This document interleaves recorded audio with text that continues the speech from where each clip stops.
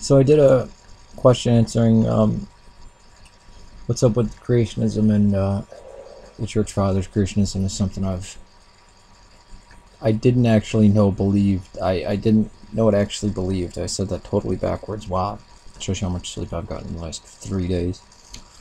It was jaw dropping, and I was around 20 years old when I had first even heard of this. I think maybe 21. And I couldn't believe it. I couldn't believe that anybody would in this day and age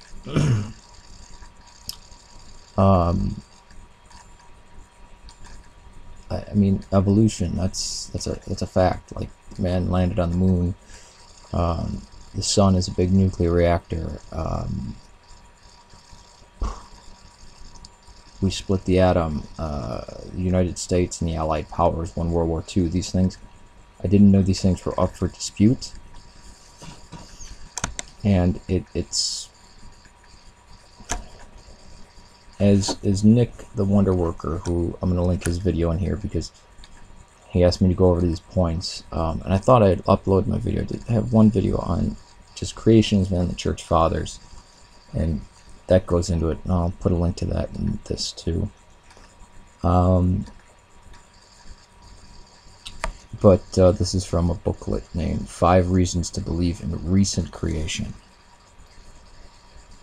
Now, forget the whole idea that the Pope and Eastern Orthodoxy. The Pope has explicitly come out and endorsed evolution. The last Pope, or I guess the Pope before last, now that Benedict stepped down, John Paul II.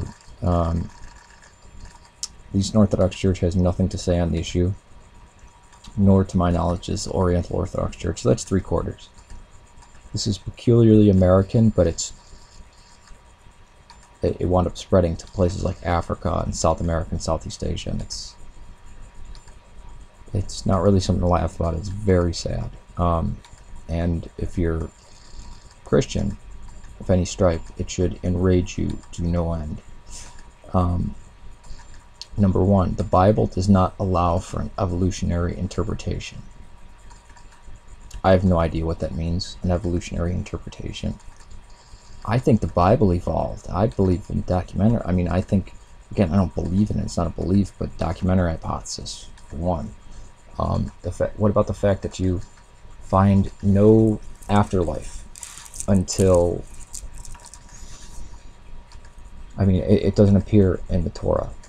And there's allusions to it, but you would never get that from reading it. It's not until Daniel that you have a resurrection. It's not until Habakkuk that you have a day of reckoning. It's not until Maccabees that you have an eternal soul that is in heaven. Couldn't you say that's evolution?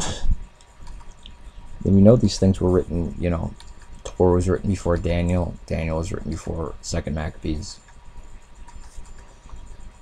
But evolutionary interpretation, I have no idea what that means. There are obviously 2 creation stories in there, one from the north, one from the south, because of the divided kingdom, but that's going to fall on deaf ears. Number 2, science does not observe evolution happening today. It's funny that they didn't divide between micro and macro, and I say that in the original video that I did, because dogs, breeds of dogs. We can mold them into what we want them, and we can see, well, this is related. The Labrador Retriever is related to the St. John's dog. What about retroviruses? What about viruses? What about bacteria? Why do you think? If evolution wasn't happening today, then there'd be no viruses. Everybody would be immune to it. Nobody could catch a virus because our body builds defenses against them, antibodies. Then we would just need one antibiotic, and that's it. There is no evidence evolution took place in the past. The fossil record. The fossil record. Like whales having legs and going to the ocean. And then, what about the woolly mammoth? I mean, they dug up, they cut out of the ice in Siberia around the turn of the last century. Oh, the herd of woolly mammoth that had hair on them, had a finger on the truck. The fact that a Christian mapped the human genome. A devout Christian mapped the human genome and believed in evolution. And this is a tricky thing because when you read stuff from a long time ago about intelligent design, they're talking about the Big Bang and evolution. But the evangelical fundamentalists had hijacked that. I'll go into that later in the video, I guess. There's no evidence evolution took place in the past. What is the fossil record? What are all those transition? And they're going to say, oh, none of those animals are transitionary forms. All of them are, and none of them are. We're not going to classify them as this is between that. It's not one species. It's its own species. Anything that's different from something else, different enough to say that's a different animal. You can see transitional forms: Homo habilis, Homo erectus, Australopithecine, or I guess it depends on how you say Australopithecus, Neanderthal, Cro-Magnon. I mean, and I had asked these anti-evolutionary people because I was just stumped. They were talking about Piltdown Man and Arkansas Man and Kansas. And I'm like, those have been debunked for hundreds of years. Nobody, no one in anthropology and the human study of evolutionary biology. Nobody, no one. Those were debunked by science. God's character absolutely forbids evolutionary methods. Now I claim you just committed blasphemy and you're not a Christian. God's character?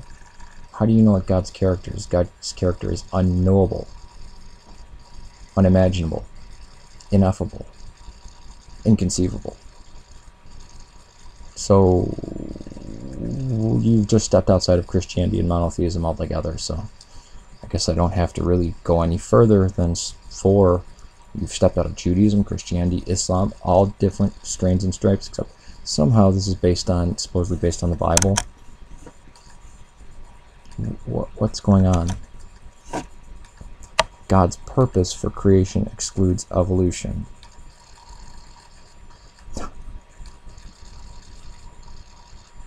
God's purpose for creation excludes evolution. God's purpose for creation? What?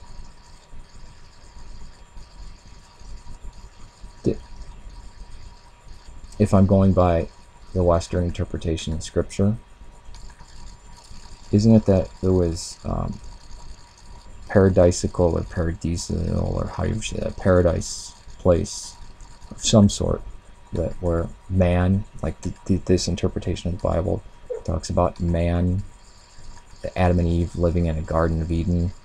They take it extremely literally. I don't even want to say literally, they take it letteristically. And then there was a fall, so that would invite like death and entropy in.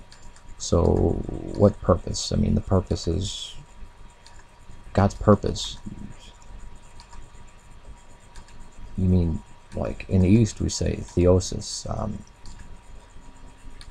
heaven and earth uniting to become, the refining fire.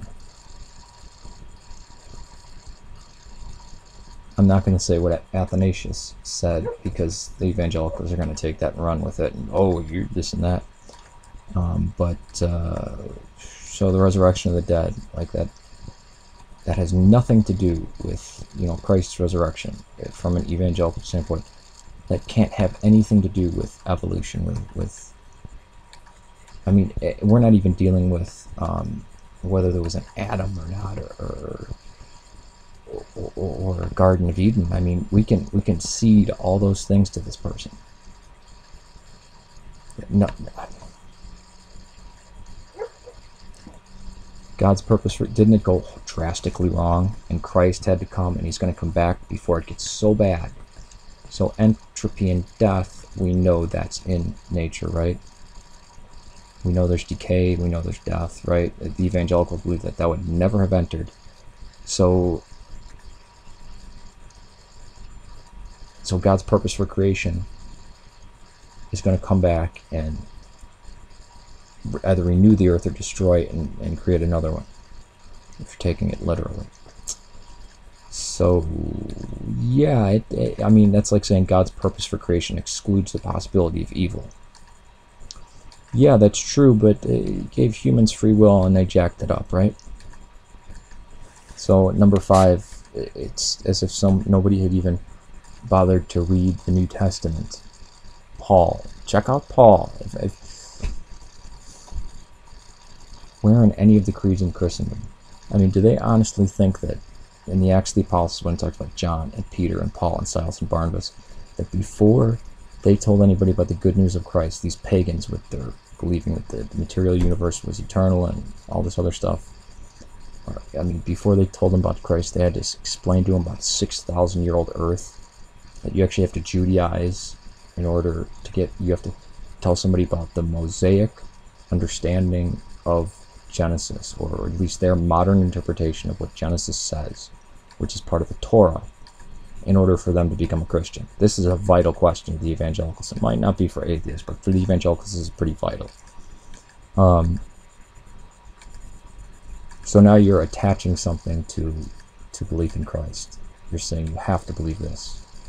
You don't have, I mean, you could tear out the book of Malachi and the book of Judges. You could actually get rid of all of the Old Testament. You have, in the beginning was the Word, and the Word was with God, you know. God created the world. I mean, it says this in the New Testament. Who damn care how he did it? I mean, it makes no sense. Who freaking cares? I mean, not even to mention that the Jews don't even view creation as the creation of the world like this. And it's a modern interpretation of a lot of this stuff. But God's purpose for creation excludes evolution. Well, it excludes death then. And therefore you've just disproved death by the Bible. Viruses, that's evolution. And they didn't differentiate between macro and micro, which is, they could easily kind of, at least the smarter creationists would have stalled or at least made people do research, but this is something just... And this is a good camera. You wouldn't believe how dark this is in here. It's letting in so much light. I'll just leave it like this, even though it looks screwy. Alright, take it easy. Peace to you, my guts of Serbia, Syria, and Ireland. I find this to be blasphemous, and it's just sad. Christianity allowed for a lot of things and did a lot of great things in the world. Especially the church.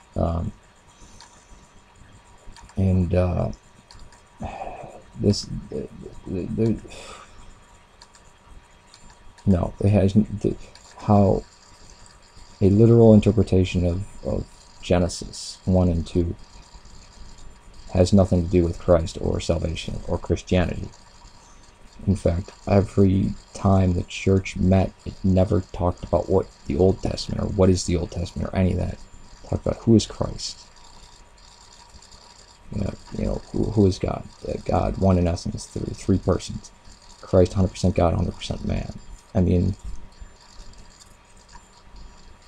this is, again, as I say again, this is the worst of, I mean, this is worse than Judaizing. Like when Paul's, the first thing of the New Testament that got written, Paul's epistle to the Galatians, when it's chastising Judaizers, at least that was real Judaism, where it wasn't an interpretation of part of the Torah, and then, I mean, they're saying, well, if you don't have part of the Torah, then you can't have Christ, which is blaspheming the entirety of the New Testament.